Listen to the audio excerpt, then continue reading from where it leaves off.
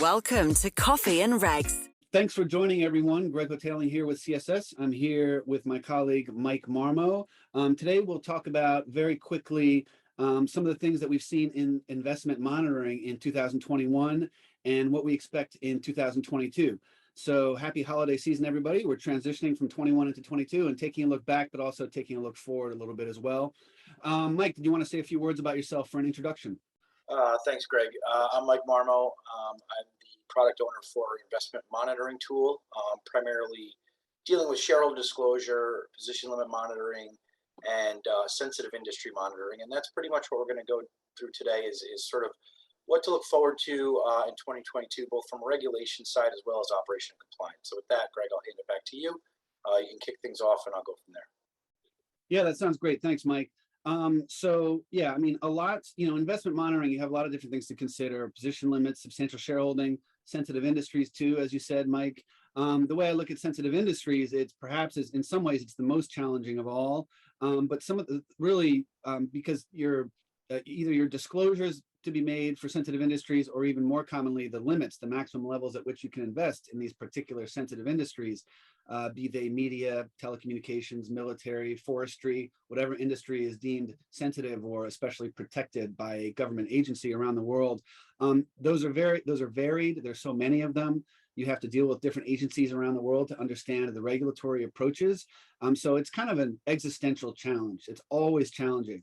I think today, what we're going to do is just tick off a couple of the big matters that have occurred in substantial shareholding and position limits only, and we'll leave sensitive industries to the side, Mike, if that's okay, unless you wanted to add anything. No, that sounds good, Greg. Okay, super. So let's look at a quick sketch of the important matters that have been going on in 2021. We'll start with substantial shareholding. In the EU, we saw a temporary lowering of the EU short selling regulation disclosure threshold.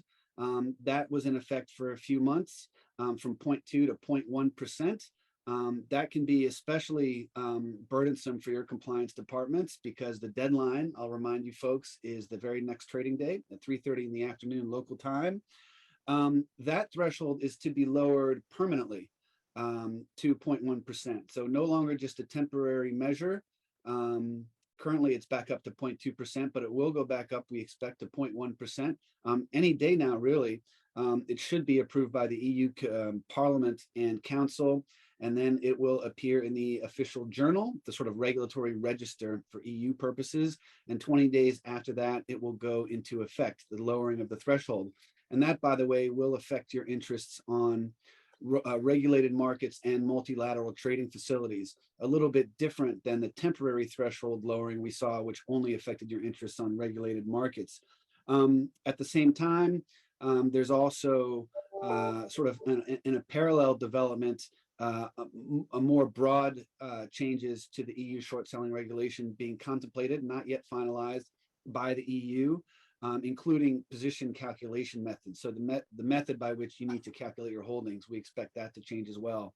But that's a broader set of changes that hasn't been finalized yet. Whereas the lowering of the threshold, we expect to be finalized very, very shortly.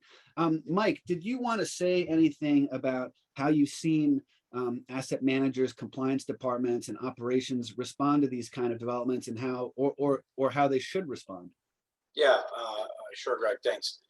I think, in general, when you're leveraging either an automated solution, something like CSS's investment monitoring product Signal, or using, an in-house proprietary solution or another vendor solution, I think really any asset managers with short exposure in Europe, for the jurisdictions that fall within the ESMA guidelines, should really understand what jurisdictions their exposure is between that sort of 10 basis points and 20 basis points short exposure. Similar to the folks that are, remember and are aware of the COVID measures that were instituted, there's going to be a large increased filing volume. And so, what we've seen is some asset managers actually don't like to have that exposure where they're required to file and obligated to file on the short side. So a couple different pieces with this is number one is obviously know what jurisdictions that you potentially have exposure to when these updated thresholds go into effect. That will first prepare you for any filing obligations that you need to make in those jurisdictions. particularly if you're not a large volume filer and don't do this often. The second is really, if you are an asset manager that does not really kind of avoids that obligation exposure, is to start to think about unwinding some of that short exposure to avoid the notification obligations, which we've seen, investment guidelines and investment guidance within these asset management companies go, a couple of different ways with that. So I would say, obviously, that the most pertinent thing to do is to understand where that exposure is and make sure that you have a plan in place, whether it be to increase your availability for filing, or whether it be to start to unwind or reduce some of your exposure on the short side within these jurisdictions in Europe. Again, very similar to what we saw with COVID measures. I think the preparation is the number one step here. Knowing that it's going to come and knowing that it can happen really any day is really the best advice to give from an operational standpoint. Interesting. Yeah, thanks for that, Mike. It's interesting you mentioned that, finding out the jurisdiction in which you have to file can be a challenge, because we've certainly seen that on the regulatory side. On the regulatory side, we've been asked quite often, we have these short exposures in different markets, on multiple different markets, maybe in multiple different jurisdictions, either in the EU or in the EU and outside of the EU, for things like cross-listed securities. And it can be difficult to find out sometimes where you actually have to make the filing. Of course, you might end up having to make the filing in multiple jurisdictions. If, for example, you have a short position that's cross-listed in the UK, which is no longer a part of the EU, and in the EU as well. So, but that's just one of the many complications you can run into. And obviously, like you said, if the threshold is lowered to 0.1%, it's just, you're going to be running into these issues all the more frequently. And then let's remind the listeners or viewers as well that once you hit 0.5%, your short position is made public. So that's important too. That particular threshold won't change, the public one. So at 0.1%, you'll still remain required to file with the regulator and not the public. But like I said, 0.5% is that threshold for public disclosures. Let's move on to position limits. And in the interest of making this podcast, kind of neat and tidy and not too long, and we can look at some EU developments with regard to position limits as well. In some ways, it's actually similar to the EU developments for the short selling regulation, because you have a particular change that is going to affect quite soon, and then you have a broader set of changes to position limits. So I'll explain that. MiFID II is undergoing some changes in many respects, and one of those respects is with regard to position limits. So on February 28th, 2022, it's expected that the coverage of position limits in the EU will narrow. So what I mean by that is that the scope of commodity derivatives to be covered by the EU position limit regime all 30 EEA countries will narrow to certain commodity derivatives that are deemed significant. So either agricultural commodity derivatives or other types of commodity derivatives with at least 300,000 lots of open interest. Those will be the focus of EU position limits starting on February 28th, 2022. That's a narrowing, because currently EU position limits cover essentially all commodity derivatives, basically. So that provides some relief to EU markets, to market participants. It's meant to, in this sort of, if you want to, we called it the COVID economy. It's helped to provide some support to struggling commodities markets in the EU. So, a little bit less of a regulatory burden, particularly for energy markets. So some of these commodity derivatives that have energy underlyings, electricity, gas, oil, for example, will not be subject to position limits, again, unless, of course, they have at least 300,000 lots of open interest. So ESMA, and Mike, we've talked about this before, but ESMA has decided that, we don't want to wait till February of 2022. We think it's important that this relief be provided currently. So ESMA cannot change EU level 1 rules, but what they can do is, and they've done it quite, to me, it's a bit of a bold move. I haven't seen it before, but they've suggested to national competent authorities in member states not to follow these position limits that will go away in February. So basically saying, look at ESMA's quick fix directive, and instead of assuming it will apply on the 28th of February, assume it applies now. meaning, and how can the member states do that? Well, they can refrain from enforcing those limits. So they can basically say, we're going to follow ESMA's suggestion. Even though the limits may still be on the books until February, they can say, we're just not going to enforce them. And, you can get into a sort of separate academic or legal debate about whether that should be done, but certainly it's being done early on. Early adopters of this suggestion in the EU were the CNMV in Spain, BaFin in Germany. So in some of these countries, you can check the position limits there, and the listings for the limits are a different set of products, a narrower set of products than you would have seen if you had checked there before ESMA's suggestion. So that's interesting. And then, like with the EU short selling regulation, there's also a broader MiFID II development for position limits going on here as well. ESMA has recently finished consulting on some other changes, including applying for position limit exemptions, and also changes to the calculation methodology that NCAs must use in order to set their position limits. That's something that's subject to a set of parameters under MiFID II, and that's going to change as well. The new, for you legal eagles out there, the new RTS with respect to those changes is RTS 21A.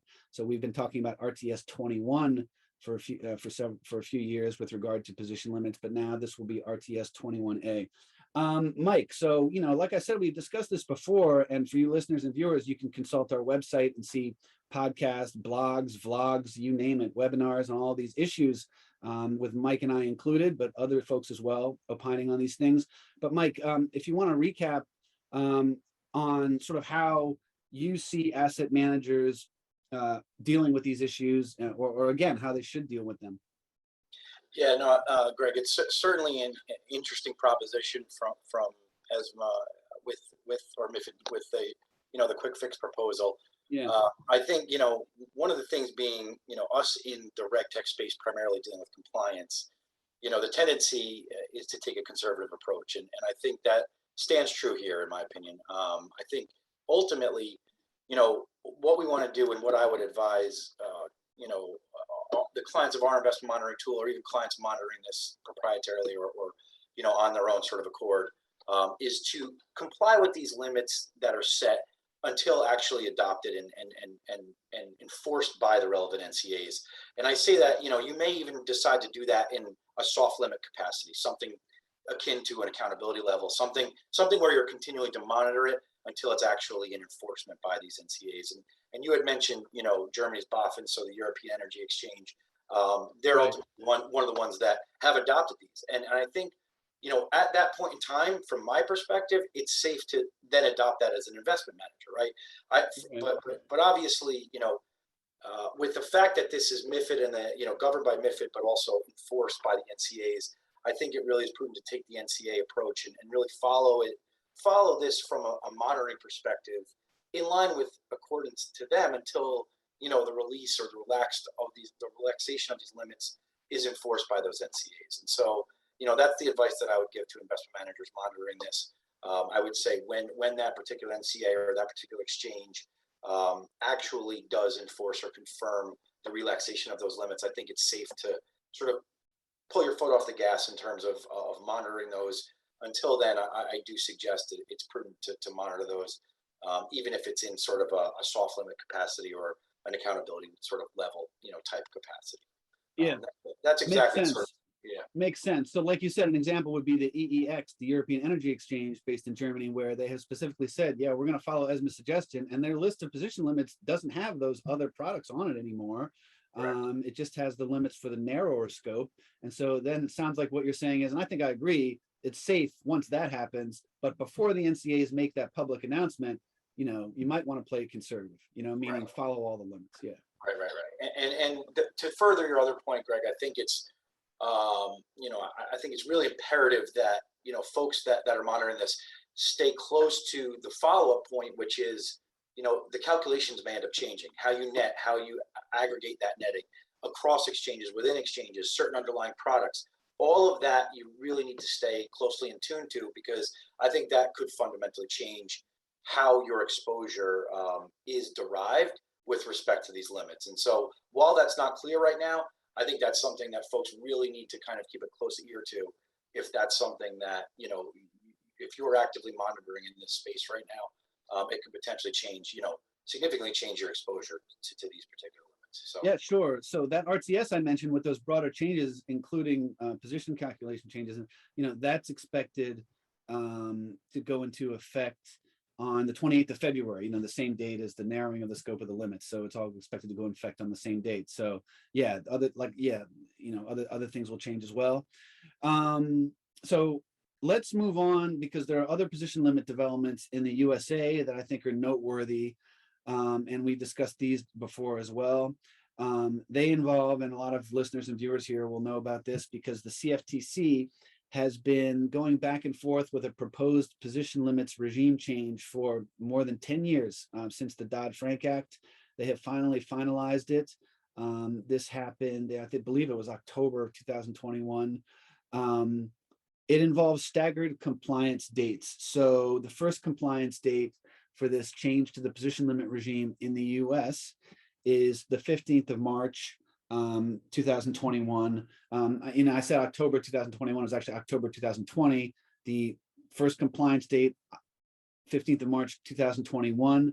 The next compliance date, 1st of January 2022. The third and final compliance date, 1st of January 2023. So let's go over very briefly what those compliance dates mean. So the effectiveness of the regime change happened on 15th of March 2021. The important thing, if you're an asset manager holding interest subject to position limits on US markets there, is that the position limits for the 9 core contracts that are covered by the CFTC rules have changed. What's interesting is that most actually are less strict. So there's actually some leniency there. The position limits on those contracts are sort of less strict than they were before. But as always, check the exchanges. So the CFTC sets position limits that the exchanges must follow, but the exchanges can be even more strict if they want to. So the exchanges can't be less strict, they can be more strict. So it's still worth checking the exchanges on US markets, like for example, CBOT, Chicago Board of Trade, or CME Group, NYMEX, COMEX, Minneapolis Grain Exchange, these US markets that have products, some of which are subject to these CFTC specific position limit levels. So it's always been 9 reference core contracts, but it's expanding under this new regime to 25 core contracts. So 16 additional reference core contracts. And there are some more agricultural derivatives there, but we're also talking about derivatives with underlying energy commodities and other derivatives with underlying metals as well. So a broader scope of underlyings. And like I said, you have 25 core contracts now affected by these position limits, on which position limits must be set and administered by the exchanges. The limits on these 16 additional contracts is going into effect on the 1st of January 2022. They're for the spot month only, so you don't have your single month and all month limits. What's interesting as well here is that the exchanges, before this goes into effect on the 1st of January 2022, the exchanges had actually set stricter limits than what the CFTC is requiring on the 1st of January. So the exchanges, many of them have actually relaxed those limits in anticipation of the rule change of that compliance date on the 1st of January. It's another reminder to check the exchange limits. Don't only check the CFTC limits. So those spot month limits on the 16 additional core contracts, like I said, go into effect on the 1st of January 2022. And then the third and final compliance date, the 1st of January 2023, is when you must include swaps in your relevant positions. So we're not just talking about the classic instruments that have always been subject to CFTC limits, like futures, like options, but now you need to include your swap positions, swaps that are economically equivalent to any of those 25 referenced core contracts. And also you need to include swap positions in your exchange listed products that are subject to position limits, to exchange position limits. So again, worth reminding viewers and listeners here, if you're not too familiar with the CFTC's regime, is that the CFTC sets limits on 25, used to be 9, now 25 core contracts, but the CFTC also sets sort of limit parameters on other types of derivatives that the exchanges must employ. They don't set hard limit levels for those other contracts, but they tell the exchanges to employ limits, and the exchanges have to do it under certain parameters set by the CFTC. So for those exchange limits, we'll call them, the CFTC has also said you must include your swap positions. That's by the 1st of January 2023. So Mike, we've discussed this in a lot of detail in the past, but again, what's the reaction from your end of things? No, Greg, I think this is certainly sort of been a long time coming, this development within the CFTC. I know, this has probably been years in the making for expanding the scope of products that are sort of under the guidance of, or under the application of these limits from the CFTC. I think historically there's been a bit of a comfort in the fact that the CFTC was limited in scope, that the exchanges and the CFTC were really very much in line with the limits and how they applied them.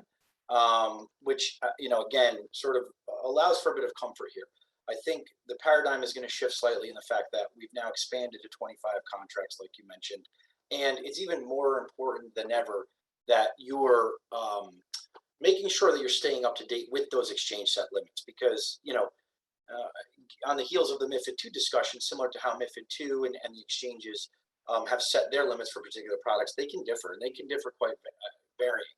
Not to say that this is going to be the case initially when we roll out this phase of the new products here, but I think it's going to be more important than ever to understand and to keep track and to monitor,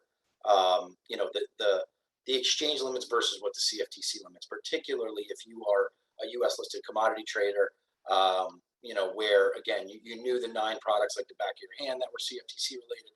Now we're going up to 25. We're expanding, what type of commodities these are actually going to cover.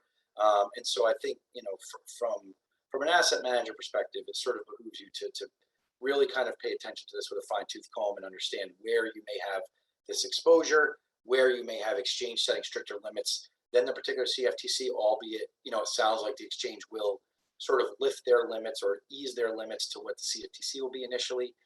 We can't say for certain that's going to be the case going forward like it has been in the past. So I think from my perspective, that's one of the main things to keep an eye on, one of the main things to evaluate. And ultimately, again, whether you're sort of using an automated system like CSS's signal system, or you're using a proprietary process or software, I think it's very important that you communicate with your operations team, your compliance team, and most importantly, the trading and risk team, in order to make sure that they understand that these limits are in effect, if particularly you're trading on them, and that, not only are we looking and facing exchange sort of exchange limit application, but now obviously more broadly a regulatory application in the CFTC. Yeah, and also particularly since on the exchanges, the number of products listed, we've been making references to the former 9 core contracts and now to 25. But if you look at the different products and the different variations in which those products are split up and listed, we're talking about thousands of products listed on exchanges that are subject to either the CFTC hard limits or to general exchange limits. When you look at especially the CME group, so the CBOT, the NYMEX, the COMEX, you're sourcing a lot of information there. You're not just talking about a handful of products. Correct. So that's something to keep in mind as well. That makes the task all the more difficult. Oh, also, I think we've discussed this in the past too, Mike. This has been kind of another matter that we had discussed separately offline, but the fact that the CFTC rule requires aggregation of similar products listed with, I should say, derivatives with similar underlyings, or what's deemed to be the same underlying, listed on multiple exchanges. That's an interesting thing too, that the CFTC will require, even potentially listed on exchanges outside the US. If it's decided that your derivative that you hold has an underlying that's similar to a derivative that's subject to position limits in the US under a core reference contract, then you have to count that derivative or aggregate it with the reference contract you're already holding.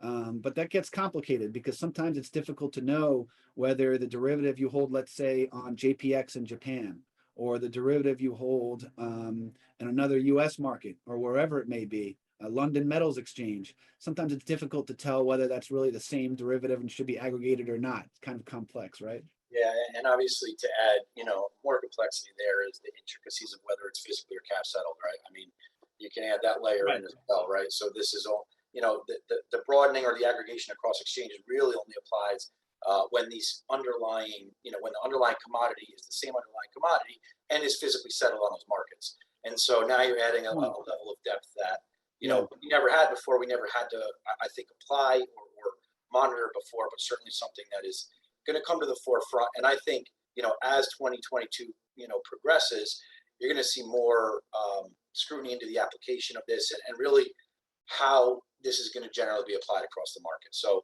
this is certainly a developing situation and will continue to develop. And I think it could have ramifications on the swap equivalent, the swap equivalent application come 2023. So it's going to be an interesting year, I think, for positional monitoring and how those products are evaluated and aggregated together, both on the European side as well as the U.S. side. And so now more than ever, I think it's important that if you're investing in these spaces, that you keep your ear to the ground and make sure that you're complying with the necessary updates.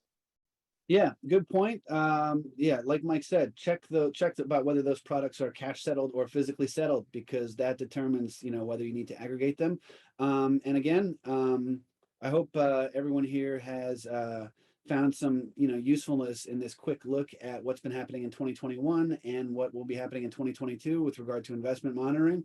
But feel free to contact either Mike Marmo or I, Greg Hotaling, here at CSS for further questions. And wishing everyone happy holidays and signing off until we see you next time. Thanks a lot, and thank you, Mike. Safe and happy New Year. Thanks, guys. This has been another episode of Coffee and Regs.